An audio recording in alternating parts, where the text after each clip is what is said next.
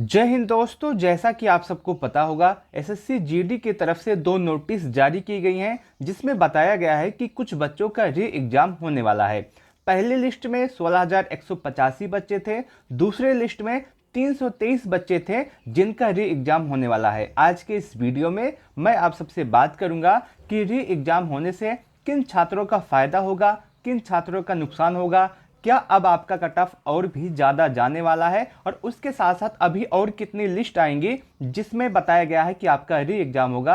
री एग्ज़ाम से संबंधित अभी और कितने लिस्ट आने हैं। आज के इस वीडियो में मैं आप सबसे इन सभी टॉपिक के विषय में बात करूंगा। मैं उम्मीद करता हूं कि आप सभी लोग इस वीडियो को लास्ट तक जरूर देखेंगे।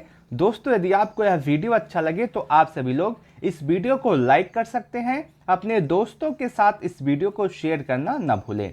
जैसा कि आप सबको पता होगा, पहले आपका एसएससी ने एक नोटिस जारी किया गया था जिसमें बताया गया था कि 16,185 बच्चे ऐसे हैं जिनका री एग्जाम होने वाला है कुछ टेक्निकल इशू की वजह से। और उसके साथ साथ कल एक और नोटिस जारी किया जिसमें बताया गया है कि 323 बच्चे ऐसे हैं जिनका और री एग्जाम होगा। अब सवाल ये आता कि अभी और लिस्ट जारी होंगी री एग्जाम वाले बच्चों की कि अब ये फाइनल है। तो मैं आपको बता दूं कि हो सकता है कि अभी एक या दो और लिस्ट जारी हो जिसमें बताया जाए कि आप सबका री एग्जाम होने वाला है। तो आप सभी लोग इंतजार कीजिएगा और लगातार अपडेट रहिएगा, जिससे अगर आपके लिए कोई नोटिस आए आपका री एग्जाम होने वाला है तो आपको खबर हो जाए, आपको पता हो जाए। तो आप सभी लोग ऑफिशियल वेबसाइट पे बार बार चेक करते रहिएगा, अन्यथा आप इस चैनल को सब्सक्राइब कर सकते हैं। जैसे ही आपके री एग्जाम से संबंधित कोई भी न्यूज आएगी आपको बता दिया जाएगा।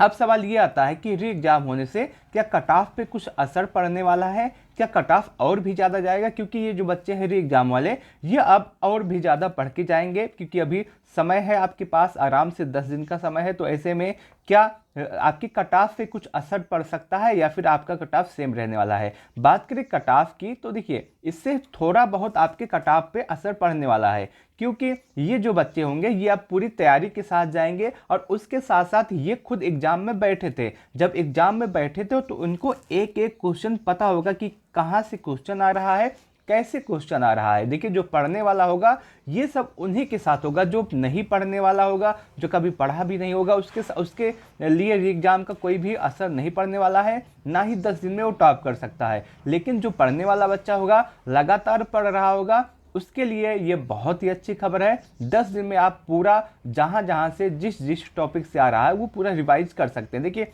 जो यूट्यूब पे रिव्यू कराया जाता है उसमें बताया नहीं जाता कि आपका कौन सा क्वेश्चन आया है। संभावना दिखाई जाती है कि हाँ, ये क्वेश्चन आया है, ये क्वेश्चन आ सकता है या फिर एक क्वेश्चन आने वाला है। लेकिन जो बच्चा एग्जाम में बैठा है तो उसको पूरा पता होगा कि कहाँ से क्वेश्चन आया है, कैसे क्वेश्चन आया है, क्वेश्चन का लेवल क्या है, वो सभी चीज़ें उसको पता होती हैं। अगर थोड़ा सा भी वो बच्चा दिमागदार होगा, थोड़ा सा भी पढ़ने वाला होगा, तो अपना पूरा अच्छे से पढ़ के जाएगा और इसका असर, इसका फायदा उसको जरूर होगा। और कट ऑफ की बात करें तो कट ऑफ के लिए आपको समझना होगा कि कट ऑफ बनता कैसे है। उसके बाद आपको पता चल जाएगा कि इससे कट ऑफ पे क्या असर पड़ने वाला है।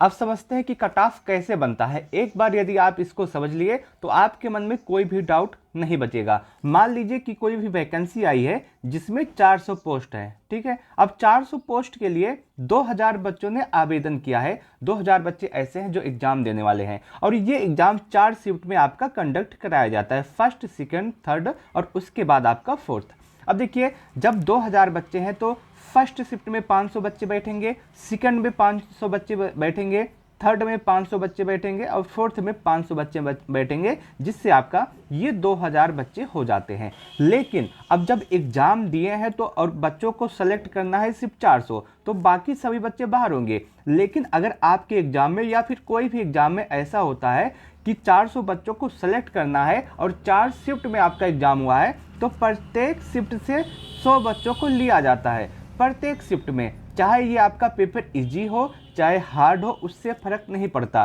प्रत्येक शिफ्ट से 100 बच्चों को लिया जाएगा, तब जाकर के ये 400 बच्चे हो जाएंगे। मान लीजिए कि ये जो सेकंड वाला शिफ्ट है ये बहुत ज़्यादा हार्ड है। अब हार्ड होने की वजह से इनका जो कट ऑफ है थोड़ा सा कम रहेगा, और ये आपका फर्स्ट शिफ्ट है, ये आपका इजी है। इजी होने से इनका कट ऑफ थोड़ा सा हाई रहेगा, लेकिन लिया जाएगा प्रत्येक शिफ्ट से 100 बच्चों को। अब देखिए, जो हाई वाला बच्चा है, जिसका हाई स्कोर हुआ है पेपर इजी होने की वजह से, इसमें उस बच्चे की तो कोई गलती नहीं है, लेकिन इस शिफ्ट से भी 100 बच्चों को लिया जाएगा, इन शिफ्ट से भी 100 बच्चों को लिया जाएगा, थर्ड से भी 100 बच्चों को लिया जाएगा और फोर्थ से भी 100 बच्चों को लिया जाएगा। अब इसके बाद जो आता है कि मान लीजिए इनका जो एवरेज स्कोर है वो कुछ और आ रहा है। एवरेज स्कोर का मतलब, मान लीजिए कि इनका स्कोर एवरेज स्कोर 70 आ रहा है, पेपर इजी था, इनका स्कोर 60 आ रहा है, पेपर हार्ड था, इनका 65 आ रहा है, और इस बच्चे का स्कोर आपका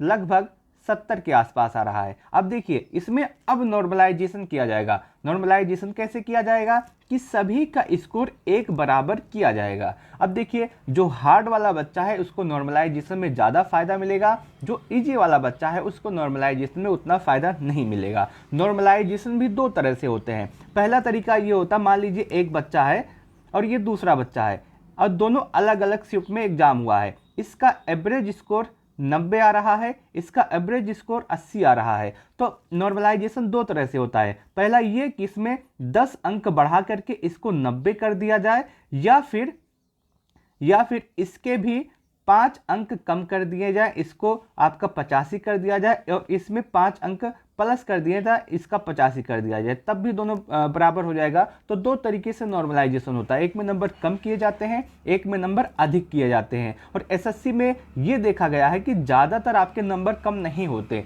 ज़्यादातर आपके नंबर बढ़ते ही हैं। तो जो इजी वाला बच्चा है उसमें भी थोड़ा बहुत फ़ायदा होगा, और जो हार्ड वाला बच्चा है उसमें तो फ़ायदा होगा ही। तो पूरा कट ऑफ ऐसे ही बनाया जाता है। अब बात आता है कि आपके एग्ज़ाम में, मान लीजिए आपका जितना भी एग्ज़ाम हुआ होगा, अगर आपने अपने शिफ्ट में अच्छा स्कोर किया होगा तो आपका सिलेक्शन होगा। यह फ़र्क नहीं पड़ता कि कौन सा शिफ्ट बाद में हुआ है, कौन सा पहले हुआ है, कौन सा इजी है, कौन सा हार्ड है, कौन सा आपका री एग्ज़ाम होने वाला है। री एग्ज़ाम जो होगा उसमें से कुछ बच्चों को ही लिया जाएगा, सभी बच्चों तो उसमें से सिलेक्ट नहीं हो सकते हैं।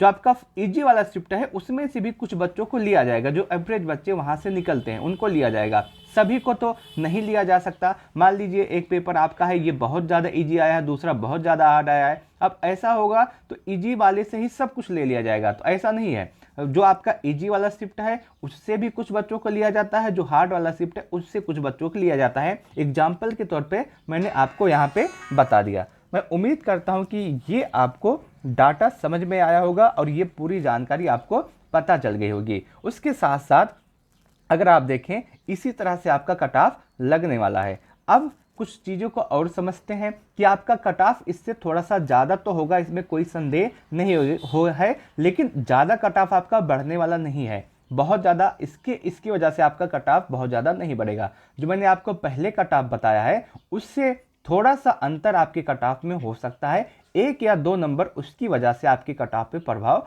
पड़ने वाला है, इससे ज़्यादा कट ऑफ पे प्रभाव नहीं पड़ेगा। और उसके साथ साथ अभी हो सकता है 1 या 2 लिस्ट और आए जिसमें री एग्ज़ाम के विषय में बताया जाए, तो आप सभी लोग ऑफिशियल वेबसाइट पे अपडेट रहिएगा। और दूसरा, इसकी वजह से कट ऑफ पे बहुत ज़्यादा असर नहीं पड़ेगा, थोड़ा बहुत असर पड़ सकता है, 1 या 2 या 3 नंबर का, इससे ज़्यादा असर नहीं पड़ेगा।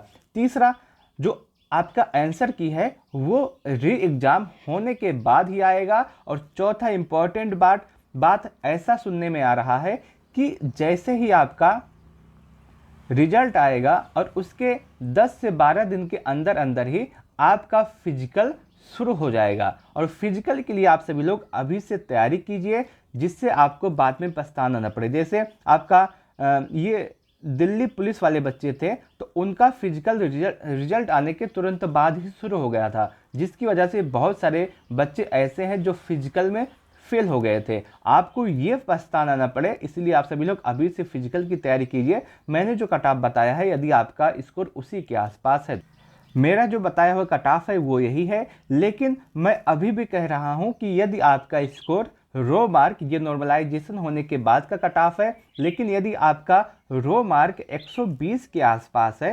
आपका जो रो मार्क 120 के आसपास है, तो आप सभी लोग अपने फिजिकल की तैयारी कीजिए, क्योंकि 120 वाला जो बच्चा है वो 100% सेफ है इस एग्जाम में, उसको फिजिकल के लिए अवश्य बुलाया जाएगा। जब रो मार्क आपका 120 होगा तो नॉर्मलाइजेशन में आपके एग्जाम में आराम से 18 से 20 नंबर का फायदा हो जाता है।